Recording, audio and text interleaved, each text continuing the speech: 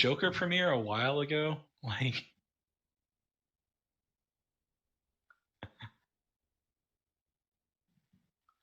but I mean, I do get the joke.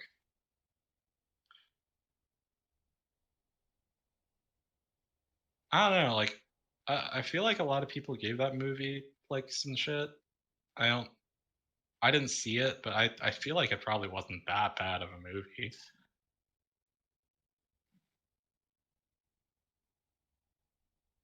I, I mean, like, it. I don't really think it's actually a horror movie. Like, I'm pretty sure it's more of like, hey, watch this person have their mental illness take control of their life as they become a psychopath, more than anything, with like a degree of gratuitous violence. Oh, hey, more importantly, we're into pick and ban. Yeah, so Alerion Gaming taking Nunu and Willem as well as Silas off of the board. Vortex banning the Yasuo that Alerion was so successful with in the last game. And there's the Zaya ban as well, making sure they don't have access to that tool in addition to it. Now, Alerion going very quickly, banning away the Akali and Vortex, answering back just as fast with the Zed ban. First pick for Alerion. Pantheon's open. Just gonna toss that out there. This highly flexible champion that you can't quite predict where they're gonna go. So that is your type of movie, Tori. Okay, okay. Now I'm going to postulate what that means about your mentality, because I am a psychologist. I'm just kidding on that. Anyway, Alerion having first pick, they do elect for the Caitlyn. I think generally that is a blind pickable ADC who's just pretty safe into just about everything matchup wise, and can do well with the variety of supports just based off the fact that it does generally well. Personal preference, I'd say I'd like Ashe more than Caitlyn right now, but hey, you do you. And that is a very quick lock-in for the Rakan on the red side here. Let me check really quick. Oh, okay. That is not Rakan. That is supposed to be Vel'Koz. Okay, so it is a Vel'Koz. Not that. And hey, there's the Ashe pick. Okay. Okay. I see that Vortex taking my analysis into account. Banning Loker's Nunu when he hates playing it now. Mega lol. Does Loker hate playing Nunu now? Is that a thing? I really like some of these 10th anniversary splashes. Some of them look great, and some of them are just obviously there for the hilarity of it. And Thresh Olaf being locked in for Alerion. I think, was Olaf the pick, like the answer to Nunu last season? Okay, so like I think Riot just talked to certain, like they either took fan art or they talked to certain artists and said, hey, can you make like a representation of this champion? So some of them are really serious and cool looking. Others are completely troll and hilarious looking, like Kale and Malphite. Anyway, I do believe Olaf was the answer to Nunu last season as far as like Prophecy Cup is concerned. So I think leaving it open, especially I guess since apparently Loker hates playing it nowadays, is fine. And then having that. Oh, wait, no, wait, the freaking Nunu's banned. What am I doing with my life? I'm blind. I'm an idiot. No one ever listened to me. Anyhow, Echo Jungle being the lock-in for Loker on Vortex's side. Gosh, I feel like such an idiot. Anyhow, the Pantheon ban from Alerion right here. The continued ban phase going over to Vortex to take the Vlad off the board. Ban Vlad, by the way. And the final ban from Vortex will be nothing. Syndra. Okay, cool. So Vel'Koz, Ashe, Echo, that red band there is Syndra. Final ban from Alerion will be Kennen, taken off the board. They're saving their solo lane, trying to figure out who they want to give the counter pick to. I think Vortex is generally Vortex's strategy. I'd just say pick something that can be flexed here. Like, don't commit to like a hard choice. Like, I don't know, go Renekton or something. Okay, Vortex elects to take the Gnar.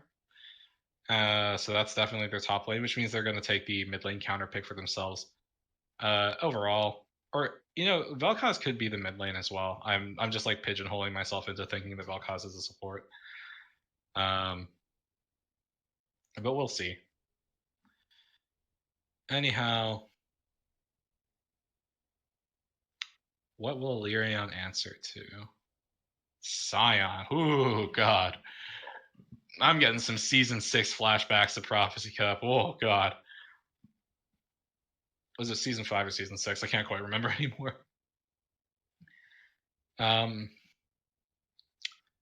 Anyhow, they do have to round out their composition here. I think, like Caitlyn, Thresh, Olaf, Sion, it's a bit lacking on damage, so I'd say Alerion probably wants something that's a little bursty or a little higher damage, and Talia, yeah, that could definitely be the answer, especially as far as like team fighting is concerned. Vel'Koz, Ashe, Echo, Gnar. Vortex's comp doesn't have a super reliable frontline. Like Mega Gnar is definitely one thing, but one thing isn't reliable as a frontliner, and now they have to get their mid lane pick, so it's I mean, oh, okay, so I think that's just going to be Kairo's Pike. He is one of the people, like few people I know, that still goes for the solo lane Pike pick. Not saying it's bad. I've seen Cairo be quite successful with it. So we'll see how it plays out for Vortex. I do definitely gotta say here, like if Sion finds a good ultimate or a good decimating smash, I think it's like his ultimate's called Unstoppable Onslaught, yeah. Or he finds a good decimating smash, it's kind of like disastrous for Vortex because they don't have a reliable frontliner in their composition. So Vortex is in this situation where they kind of need to like transition a lane win into a game win, or winning lanes into winning game. Whereas I feel like Alerion Gaming's comp a little more like metered out, like not insanely strong. I think they're best in the early to mid game, where while Caitlyn is supposed to be a threat in the lane, like a huge threat in lane threat, or Olaf also pressuring lanes so darn hard, especially with the fact that he can have the Ragnarok and deny CC. Sion being an engaged tool, and I think in the very ideal world, you see a time or a situation where Talia uses her ultimate in conjunction with Sion to literally force Vortex up against a wall and force them to fight, force them into a bad situation. But we'll see how it plays out. Things very rarely pan out in the ideal world for either team.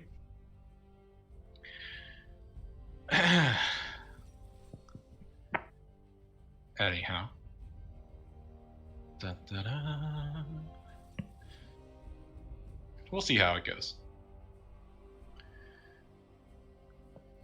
Picks coming through here. Must-Zoo going for that Sion. Let's see here. Check the Discord real quick.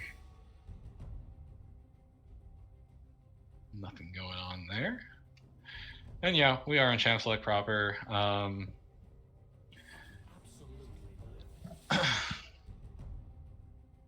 If I had to talk about like agency, and I had to refer and say that a team that uses their agency, uses their ability to dictate to the best possible ability, are the ones that should win the game.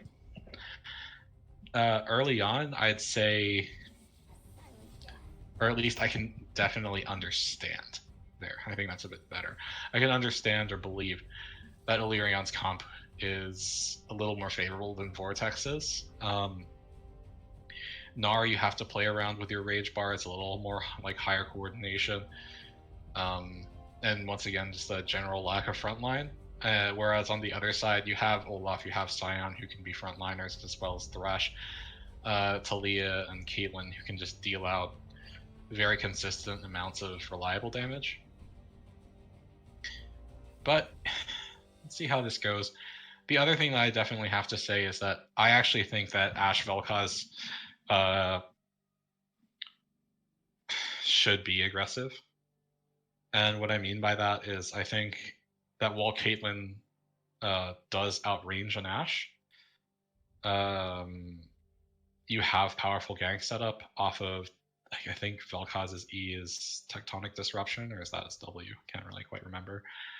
But off of Vel'Koz having the suspension on his E, as well as Ashe having those consistent slows, the critical slow on her W, as well as once she hits 6, she has Enchanted Crystal Arrow for the stun, and that's a lot of setup.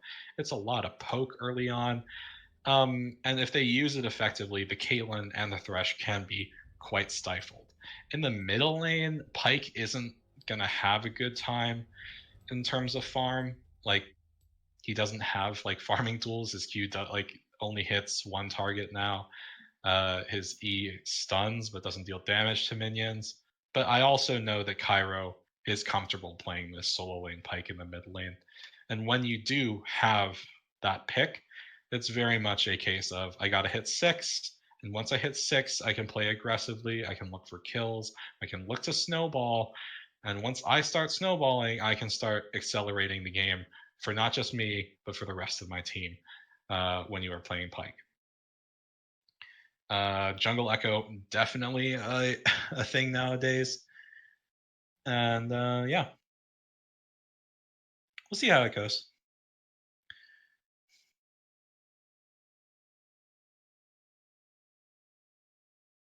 Dun, dun, dun, dun, dun, dun, dun, dun, dun. Dun, dun, dun, dun, dun, dun, dun, dun.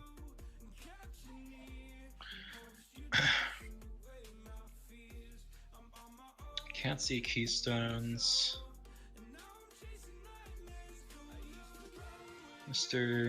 McCritty? Yeah, McCritty says go Alerion. Alerion new to Prophecy Cup, so definitely warm welcome to them. It looks like they're already off to a good start, taking down Diva. As Vaughn said, it's because Diva didn't have exactly who they needed. But, starting off with a win, definitely great. Now they are up against Prophecy Cups, defending champions, and I think one thing to take into account and give recognition to is Seedor saying, yeah, Vortex is the only other good team. So, theoretically, if Alerion win here, does that make them a good team? Does that make them a threat to everyone else? And I think it's definitely worth considering. It's definitely worth giving thought and recognition to.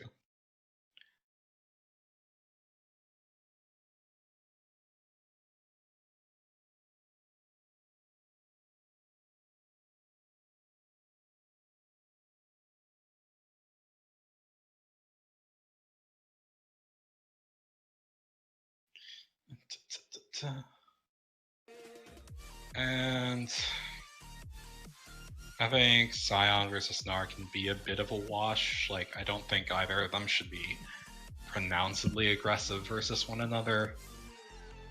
Gnar, you just want to harass with your range as much as possible. While, with Scion, you just kind of want to farm up. If you can find the opportunity to get a good, I think your E is called Roar the Slayer. A good roar off into your decimating smash, it can be very favorable in terms of trading. But also ideally Gnar shouldn't be in range of your abilities or should be dancing around you a little bit more. In the jungle, Olaf should absolutely be playing aggressively. I don't play jungle or mid very much. So I feel like Olaf should be playing aggressively, look to generate that early lead that is so classic on that champion. And I already talked about the bottom lane and the mid lane a little bit. And there's the other thing that I think is pretty distinct for Cairo, going for the Hail of Blades on the Pyke. I think Cairo is the only person that I've seen play solo lane Pyke that goes Halo Blades. I just don't see that many people play solo lane Pyke though, and I don't watch a ton of people stream.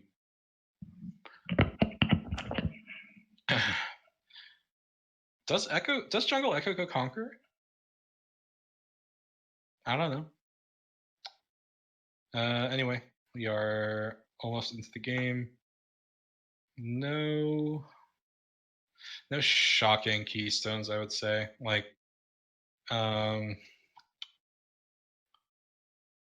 than like the Conquer on Jungle Echo, but that's just a me thing. I thought personally that Jungle Echo would just like go like electrocute or something. Cairo Gen is supporting G2 Esports for the 2019 World Championship. Well, I mean, if you had to choose the Western team to support, like, they're the only one left, so. There you go, Alerion Gaming putting down multiple pings into the top lane, and you can see they are charging in there. Looks like they're going to stack up his 5, sweep around the corner, and look to find someone in the tri-brush. They're getting there pretty quickly. Walking around. Let's see here. Luis, you gotta look at it. You gotta see. He doesn't get hit by the slow. There's the hook. It's gonna find him. Yes, it is. It finds the pull, finds the kill. No, it doesn't find the kill quite yet. There is the CC, and now the rest of Vortex coming, or not the rest of Vortex, but more Vortex members trying to come in, trying to keep the Gnar alive. Luis did start Q here. Mustzu getting first blood for himself. Loker now burning his flash and falling as well. That's pretty disastrous on the side of Vortex coming off of a loss like that. And now you have a really bad start where your top laner and your jungler just burned flash, and both of them died. The ones who get the kills. Mustzu is going to walk into lane with a cloth armor, and that's very difficult going to be very difficult for Luis to deal with up there. And the other person who got the kill would be Ryanek. Not going to be able to put that gold to use, but definitely not insignificant either. It does give him the opportunity. Ooh, that was close. Dano almost finding the red buff steal, maybe getting him back a little bit of the pressure, but it was not to be. But yeah, so Vortex walking into this game with essentially a 1,000 gold lead deficit at level 1, and that's very, very rough for them. Definitely far beyond the ideal world, and Death Sentence does find its way onto Dano. He takes a sizable chunk of damage down to 60% health, forced to burn a health potion already. Scion's W called Soul Furnace? Oh my god, I knew all of Scion's abilities. I'm a genius. Anyway, there in the bottom lane, there's another Death Sentence finding its way onto Samzo, now forced to burn the flash. He finds his way onto a trap, uses the heal, unable to stay alive, and that's pretty disastrous now. 3 quick kills in Alerion Gaming's favor, and Vortex, that's definitely not that great for you up in the top lane. Luis avoiding the decimating smash, gets the stun off as well. Farming evenly with the Scion, but I think that's to be expected. And I don't know, that's pretty rough if you're Vortex, I'd say. Ooh, Luis, you didn't find the right jump, and now you're in a bad position, very low, taking some hits from minions as well. And yeah, the Scion is just so darn dangerous. Once again, it's that tank pick, right? You think, oh, these tanks, they don't build a ton of damage, you're not very scared. But no, early on in the game, Corrupting Pot pays dividends. Base damage is real, especially with how hard Scion's decimating smash can scale up to be just in terms of base damage as he charges it. It's very painful. Cairo in the middle lane as well, getting pressured. Doesn't quite have the tools available. Luis jumps away. And Loker taken pretty darn low by his Krugs. He is going to stay alive, though. Never fear. And yeah, that's generally what I feel like Luis should be doing, trying to punish the Scion for charging up Decimating Smash in a bit of an awkward position. But as you can see, look at these... ooh, man. Flash is both used by the mid laners, but it's Cairo who goes into the ground. But I guess light in the darkness there is that Agatha did have to use both summoners. Cairo will have his ignite available at least by the time he hits 6, so maybe that's a bit of an opportunity for him to come back into the game. But yeah, Vortex in an unfavorable spot to say the least. All lanes are down. Like CS in terms of the junglers is fairly even. Ooh, that's another death sentence finding its way onto the Vel'Koz. Cleanse used by Dano. There's the Lantern. Dano throwing out his ability. He is going to be going down. Hook the ADC, picks up a kill for himself. And Ryanek taking a nice chunk of damage from the Ashe, and that's something that you got to give recognition to. The Ashe does a lot of damage early, but that was a great hook from the Thresh right there.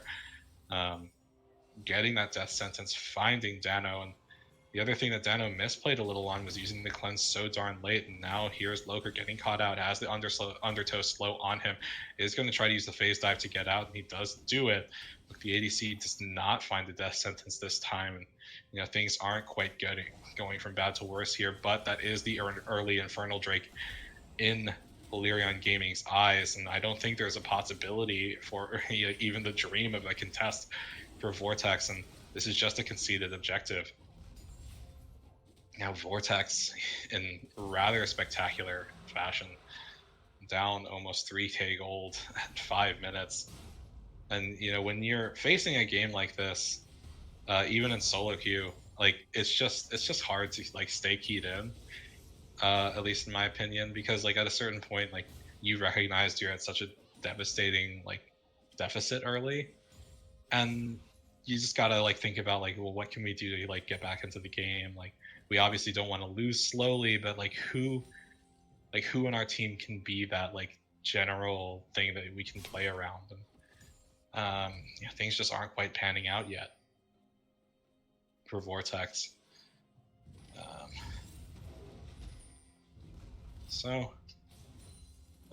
Taking a look at farm, things just aren't going great in every single lane. Other than the bottom lane, things being relatively equal there at the moment. Ooh, Unstoppable Onslaught is used. Louise gets popped into the air, uses the hop to stay alive, but Olaf is here. Atlas doesn't find anything. Phase dive into the parallel convergence, does not find the stun. Atlas going forward with his top laner. Mustu doesn't find anything. Undertow coming out, decimating smash, finds the knockup. Mustu getting very close. Now also going quite low, but Loker, I don't really think he can find the damage here. Ragnarok is used. No more ultimates available, but Luis gets the undertow into his face, eating the axe, and he does go down. That's a nice knockup there from Dano in the bot lane, but he couldn't transition that. He doesn't have ultimate available. Now, that's pretty bad. Loker eats the roar of the Slayer. He does have level 6 now, so he can use the ultimate to stay alive if he has the mana for it. TP channeled by Luis to get back into lane, make sure he doesn't lose out super hard. If I was Vortex right now, I'd say look, bottom lane is down 2, but if we're gonna play around something, I don't think it should be around top lane. I think you gotta play around the fact that our mid laner is 6. This Pyke pick, the whole point of Pyke in general is that he can accelerate games as he gets kills with his ultimate, because he doesn't just give himself gold, he gives his ally gold. The other side of that is look, bottom lane, still relatively close on farm despite being down, multiple kills and assists. So maybe that's another thing you need to be giving recognition and pressure to. But for everything that Loker is doing, he is constantly being on relatively even ground, even location to Atlas, and that's pretty frustrating, I believe. Ooh, Dano walking forward, finds the Q, gets the slow off, just a little bit of poke, but I don't think that's really going to turn into anything. Cairo charging up the Bone Skewer, does have the stun, goes forward. There's the ignite. He wants the kill, but it was a bit mistimed, but he is able to get the kill for himself. Ever so slightly off on the death from below. Yep, it's death from a below on Pyke. Because I just get confused because he jumps up in the air for his ulti. Anyway, wasn't able to find the proc, the execute on death from below. So he ends up trading evenly with Agatha, but you consider the fact that he is down a significant amount of CS, 32? Yeah, 32 CS. Doesn't even have a completed item, and he was able to find that for himself. That's pretty decent. So that's already one thing. Yeah, see, your Pike does have level 6 now, has that ultimate available, is going to be that much more dangerous. So that's one thing in the favor of Vortex. The other thing, like, really, I just think that they should be giving their bot lane a little bit more pressure overall, like trying to find the opportunity to get the Ashe and Vel'Koz into the game, because this is why you have this aggressive support pick. Why you have like such high damage on your support. Like, you want them to be strong and you want them to be a threat. Up the top lane, Luis finding some harass for himself, getting that hyper proc, but he is going to be popped up into the air by the decimating smash, into the unstoppable onslaught, into the kill for Atlas. Enchanted Crystal Arrow does find the stun onto Ryanek. That's Cairo going forward, finds the stun, finds the Q, Tectonic Disruption, knocks Hook the ADC up into the air, and ooh, Dano, that was fancy.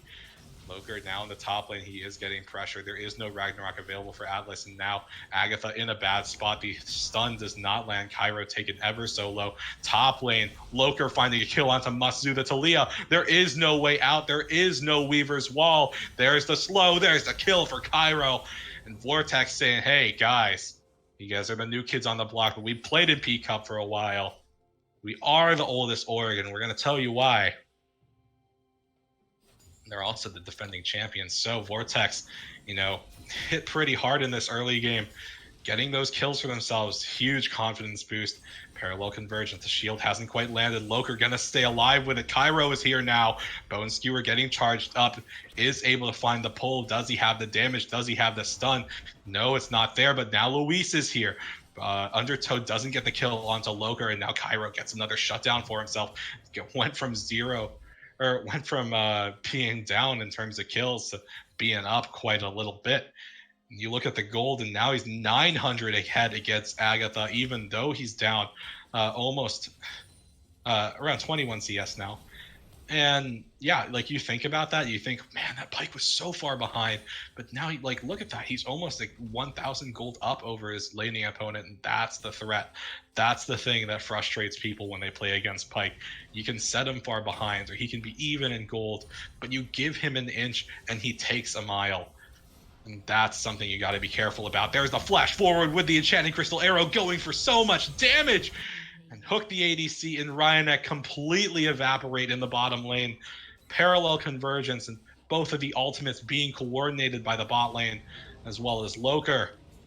And even out the kill score. And now in a situation where they were down by over almost 3k gold early on, Vortex very quickly clawed back, but there's the response. Flash Undertow forward from Atlas, who has used the Ragnarok. In the middle lane, Agatha continues to fight Cairo, but unable to get it, as Cairo is now unstoppable. Parallel convergence going to come through for the Echo here. He does get the stun off. There is no Ragnarok available. Atlas going down. Up in the top lane, Luis doing his best, but I think that's just going to be a solo kill for Must-Zu, and yeah, there it is. Glorious leader has once again fallen up there in the top lane. Loker is caught out here by Hook the ADC, but I don't think caught out is quite the proper term. Spotted would be a little more apt. Luis getting punished pretty hard, and there's the Bone Skewer. Must-Zu running out of time, is hooked back in. There, where's the stun? Where's the jump? And there it is, finds the stun. Cairo is still here, has a Bone Skewer again, misses this one. Decimating Smash has been channeled. It actually gives Cairo a little more time, but he doesn't know if anyone's coming. You can see that Agatha is there, but he doesn't have vision on Atlas, so I think he just wants to back Dino, or Dino does see this, does get hit onto the trap, into the, ooh, Ryanek, that was pretty fancy. Hats off to you, so to speak. He is playing Caitlyn after all. And yeah, a little bit of a comeback here in the favor of Cairo, you gonna stick around? Yeah, there's the Ghostwater dive, looking forward for the charge. Must-Zu does not get hooked, has to use the flash though. But that does mean that Cairo did stop his back, and while things we're looking better overall for Vortex, I think where they are, it's even though they started to come back, that doesn't suddenly mean that they started winning, right? They found opportunities for themselves, and they are definitely way more alive in this game than they were a couple of minutes ago. But yeah, like Cairo conceded a lot by choosing to stay there. Um, but yeah, like look at this. Like the Vel'Koz is starting to come online. The Pike is there as well. TP channeled by Luis, unable to keep Samso alive, but Luis wants to find the damage. He does get the hyper proc off, but he doesn't have any rage, and that means that Atlas is probably just going to run him down. Finds the kill. 2 quick kills in this Olaf's pocket, going to 2 or 6, 2 and 1 now. Dano is here, finds the tectonic disruption, is getting his ultimate off, and that's another shutdown, more gold into the Vel'Koz pocket right here. And you can see that Dano is actually only 200 gold behind his AD. Loker gets hit by the death sentence. The lantern wasn't used though. And, the ulti was used by Loker to keep himself alive. Cairo is here, channeling the bone skewer, doesn't find anything with it, which means he has to stay safe. Ryanek, finding some hits for himself. But yeah, like, the kill score is being kept very close, but the other thing that needs to be considered is that's 2 dragons in the favor of Alerion, as well as the fact that you're looking at a situation where 2 towers in their favor as well from top and mid. The middle lane tower of Vortex, not long for this world, at least in my opinion. What lane is getting shoved in there, and you can see the tower is it's now at 0 health. Unstoppable onslaught being used. Cairo in a bad spot, and Masu grabbing the kill for himself right there, and pretty darn good for him to get that shutdown.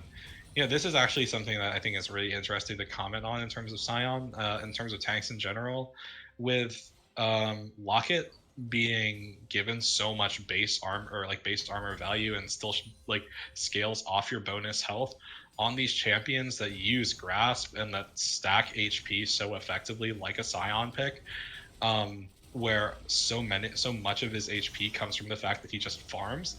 I think Locket is actually something that's really interesting for him to go for. And not just that, because Sion's not a hard I win the fight type of player or type of champion. He's a huge nuisance. He can engage fights. Even if you kill him, he suddenly starts using his passive that deals 10% max health as damage, while he has high attack speed as well and high lifesteal. But yeah, so there's a lot to be considered about why I think Sion is generally strong. And one thing that should be given credence to as far as Sion is concerned is just the fact that he's going for this shield build, right? He has Sterax. It looks like he's going to transition that Sterax potentially into a Locket, and that can definitely be something that is difficult for Vortex to get through, maybe with the exception of Cairo, who will just be looking for executes, and they're shields really mean nothing in the face of Pike ulti. But if you're Vortex, you're in this situation now. Samso is very close to finishing off his call. Still doesn't have tier 2 boots yet, and I would say that if someone is going to carry the day in terms of damage and in terms of threat, it's more off of Cairo and Dano rather than Samso at the moment, who just needs time to get items in his pocket. And yeah, as you can see, that's a second item Locket on Sion. Jumping over it, it's 120 base plus 10 per level plus 274. That's over, let's say 400, or now it's 280. That's 410 damage as a shield at 18 minutes. That's pretty high. Cairo finding the solo kill for himself onto Agatha, and now Ryanek in a bad spot, popped up by that tectonic disruption, and Loker now on a killing spree for himself. And it's finding picks like that, finding opportunities that will get Vortex back into this game completely. And it's those small mistakes that Alerion needs to be focused on avoiding. Ocean Drake will be up in a few seconds. And now it looks like Vortex, they're grouping up. They're trying to say it's time for us to get some towers, time for us to get some global gold into our pockets, and they're all grouped up here. They get that mid lane tower towards the dragon. You can see that Masu is already there. He tossed a ward down. It does have TP available, but I don't think that it's going to turn into a flank. The Scuttler is grabbed up by Vortex. It looks like they don't really want to commit for a fight necessarily here. I think it's like Ocean is kind of meh overall for them, like, because it's already into the mid game. Like, what does Ocean do for you? Like, they're not playing against a really poke heavy composition. I would probably say that the best thing for Ocean is like it can partially sustain you when you're taking Baron, so like it doesn't hurt as bad.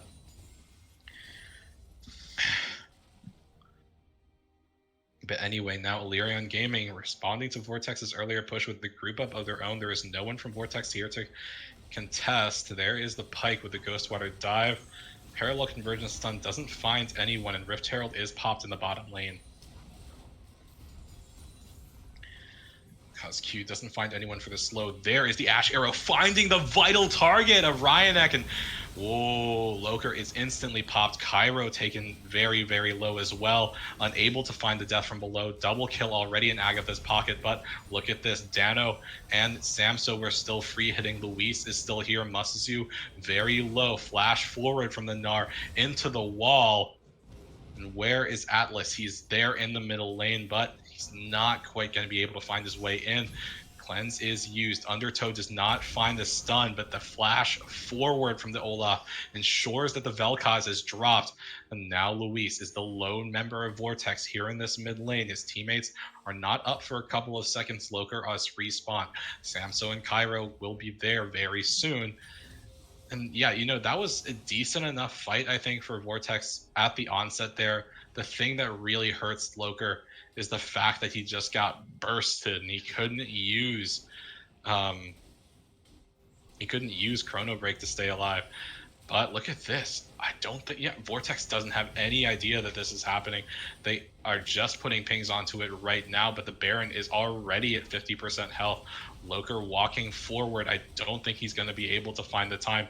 Luis is here as well, but are there any wards? No, they don't have the Ashe there quite yet. And yeah, that's a very quick Baron secure in the favor of Alerion Gaming. Is the fight going to continue? I don't believe so. Alerion picking up that very aggressive Baron. I thought it was a bit of a mistake, but considering the fact that Vortex had no vision around the pit, had no vision to track, Alerion found the opportunity and they got it.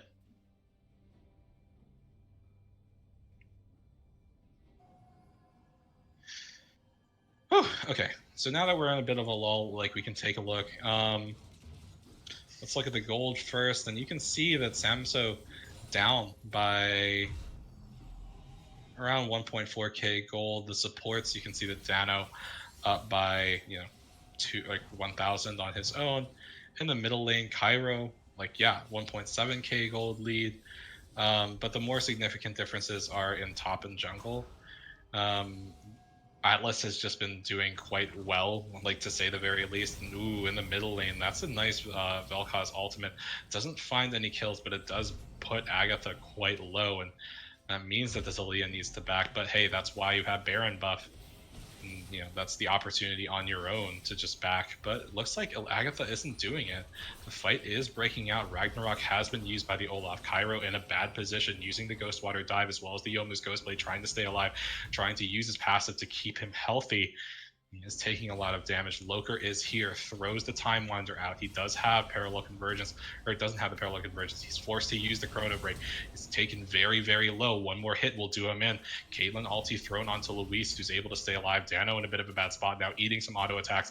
Cairo was able to stay alive, though. He does have his ultimate available, but with this Baron buff, Alerion Gaming more than comfortable to just push in, take that inner tower in the mid lane. Now they're pushing their vision forward, transitioning to the top lane. Cairo still hasn't completed his back yet. Now he has, and they are going to be taking the top lane inner tower as well. There's just no ability to contest for Vortex. Luis, you are in a bad spot. You eat the death sentence and you go down. And now Vortex, oh, that's a pop. That's a pull.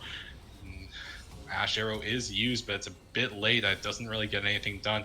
Very low health bars on two members of Alerion, but Cairo doesn't have a way in. He doesn't have the opportunity, and that Ocean is starting to heal them up now. There's the hook. There's the jump forward from the Pyke. Gets the kill, gets the reset. He needs more. Atlas does have a GA though, so it's a bit hard from him. Additional ulti was used, forcing Agatha's GA, but that's all it needs. It stops the reset from the Pyke. Now Samso and Cairo forced to look on, forced to try to defend. They lose one inhibitor. What else are they going to lose here? Cairo's still here. There's the Ragnarok. No stun does come through. The Olaf is taken low. No additional stuns. Locket shield used. Look how big it is. Like just at this phase of the game, I don't think Locket would have been that large in the late game, and I think Scion's one of the champions that can do that just because of how so many of his stats are bonus health, rather than just his natural scaling health. And now he has completed the Gargoyle Stone Plate as well, becoming ever that much more tanky. But what if I have to say anything, this comp, Cairo, he really thought he could take down Atlas there, but he just wasn't able to find that the damage on this Olaf is very, very high. Able to kill the Pyke in very short order. Loker eats the death sentence. The Lantern's there to just keep up the ADC alive. Loker gonna have to use his ultimate to stay alive, but it's not very good. Or it's not good enough, rather. It does end up dropping, and where Vortex, they were starting to come back into the game. Now things are starting to slip through their fingers once more. Yeah, that Baron buff doing so much for Alerion. They're grouped up in this bottom lane. Mid lane also shoving in for them. They don't have anyone in the lane there, though. I think, if anything, it's definitely on Sanso, Dano. Use your ultimates. Give Cairo the opportunity to get a good ulti off. Find the resets. There's the Ragnarok forward. Dano in a pretty bad spot. Unstoppable Onslaught is used. Finds the knock up onto the Vel'Koz. There's one reset. There's one kill for the Pyke. But can he find any more? Luis does have the full rage bar. Finds an ultimate into the wall. Finds continuous stuns. There's the fight. This is his best. This is probably the best that Vortex can hope for. They've gotten a few quick kills already. Musu now getting very low. Loger has the parallel convergence coming through. There's more kills for the Pyke. Another double kill in Cairo's pocket. Multiple members. And yeah, that's actually an ace for Vortex, getting all 5 kills. I think they only lost, 1, 2? No, they lost 2. And now they lose the Nexus turret in exchange. But, the worst case situation of that fight is they lose the game. So I think, losing the 1 Nexus turret and 2 teammates, way better trade than losing your Nexus. And, what does that mean? The Pyke is huge. 13, 5, and 3. The Vel'Koz does a significant amount of damage, and you can see that Dano has gotten the Banshee's Veil to make sure that he stays alive. Maybe he can eat 1 hook. Maybe he can eat 1 undertow and stay alive, or even Talia trying to pop him back. And, this is safety. This is what Vortex needs. They just need to stay alive. Give Cairo the opportunity to find resets with the death from below. Cairo is here. He wanted to. He was pondering. You could see that going forward, looking for hook the ADC. Dano clearing out some vision. You can see that Atlas is just staying on the edge of that, though. And I think if you're Alerion, you can see that the enemy AD carry is up top. Now Dano is in a bad spot. He doesn't have any kind of Zanyas available. He isn't able to get any damage off. And now Vortex, you're in a really dangerous spot now. The enemy AD is backing. You're grouped up here in the mid lane, but more importantly, the huge damage threat of the enemy support is not there, and they're able to take down the tower very, very quickly. Are they going to go for the inhib? Yes, they will. The enemy Vel'Koz still over 20 seconds until he respawns, and that's another inhibitor down. Luis going in, finding a huge Gnar. There's no enchanted crystal arrow, but Cairo is there. He finds one. He's looking for another. Eats the death sentence, taken very low. GA being popped, but it looks like Samso's been able to free hit the entire time as he shreds down the rest of Alerion Gaming. It's a rout, and it's a victory for Vortex as they find all 5 kills once more. And that's going to be a Baron 100%. Are they going to go for Baron, or are they going to push in? I think Cairo wants to hold the wave. Samso being able to do damage, like just being able to free hit. Yeah, he only had the Bork, Runan's boots, and he doesn't even have the IE, but Ashe doesn't necessarily need it. And just having that opportunity as an AD carry who goes well into the late game was ever so vital for Vortex. Two things working so much in their favor. One is the Ashe. The other is Luis being willing to pull the trigger, jump forward as the Gnar, find a multi-man stun. And Vortex, you're playing with my heartstrings right now. Losing and winning and losing and winning. That's pretty insane. And this is their chance. This is their opportunity. Cairo gets slowed down by the Undertow. Ragnarok popped by the Olaf, finding additional stunts. They're like using the whatchamacallit now. Oh, Cairo forced to burn the flash. Does he have the E available? No, he does not. One more E and one more auto will do it, and that's a shutdown onto the Pyke. Doesn't have his GA available for quite a while, and now it's a 50-second death timer. They don't have the death from below available, but the enemy team is Baroned up. Alerion, you're in this situation where you have a window of opportunity. The resets, the team fight, a massacre of Pyke is down for another half minute. What can you do? The other thing is, you still have to play it safe because Vel'Koz is still a threat. Ashe is still a threat. If that fight proved anything, they are going for the inhib. Are they going to play it safe, or are they going to look for the push to win? Looks like they're going to try rotating up towards top lane. Cairo's up in 10 seconds now, and I don't think they want to take the fight. Luis goes forward, doesn't find anything, and yeah, Cairo going down in that situation enables them to look for that one inhibitor, but they weren't able to get anything else. And when you think about the composition of Alerion, this is what I was postulating about to a certain extent. Their damage isn't necessarily super high.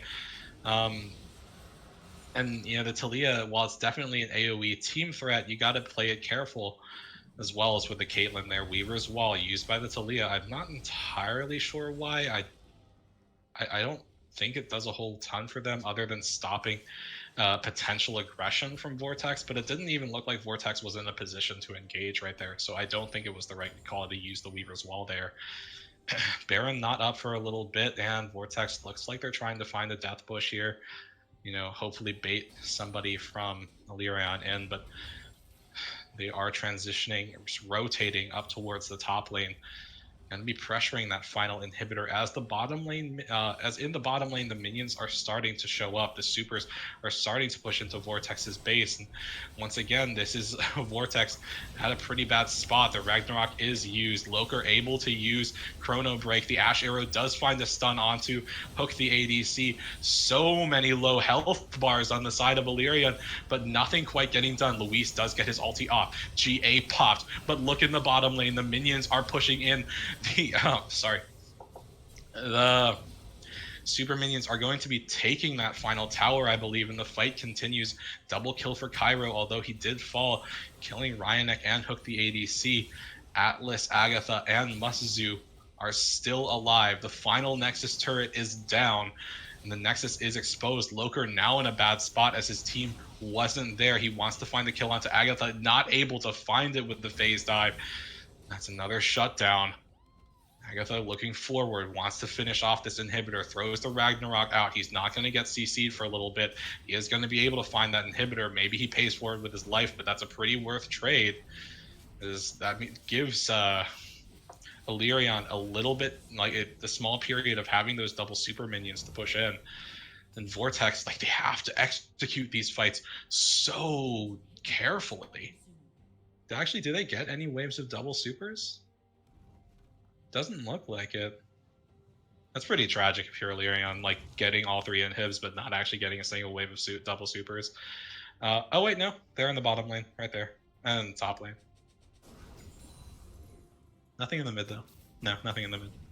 So yeah, they're able to get one wave of double supers in bot and top, and that's just really rough. Vortex, they're playing their hearts out. They actually have the gold advantage right now, as you can see. But the game is getting into the stages where gold lead doesn't necessarily matter a whole ton. But look at that, Kairo's GA is available. He is positioning quite aggressively, playing it loose, kind of making sure he doesn't get caught. Baron not up for a little bit. Elder Dragon not quite up yet either. Root does come through onto Cairo, who takes a chunk of damage. Look at that. And yeah, the nerf to Pike passive there actually means that he probably needs to walk it into the fountain potentially.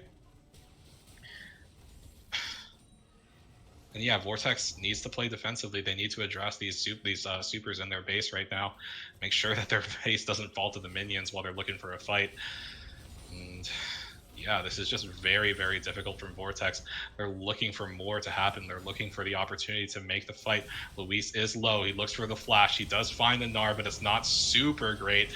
Luis has fallen down. The fight continues. Loker is there. He uses his own ultimate as well. He hasn't quite fallen. Oh, but now he goes down. Who else is left up? Cairo, Samso, and Dano are still here. Sion has been taken out. There's the flash forward so aggressively. Samso uses flash defensively. Agatha has also fallen down. Kairo's GA has been popped. The Pike still is up, but now the Pike is down. There's only one person left, and Vortex, they couldn't make it happen. They had so many chances. They had almost a comeback dream, but it's Alerion improving to 2-0.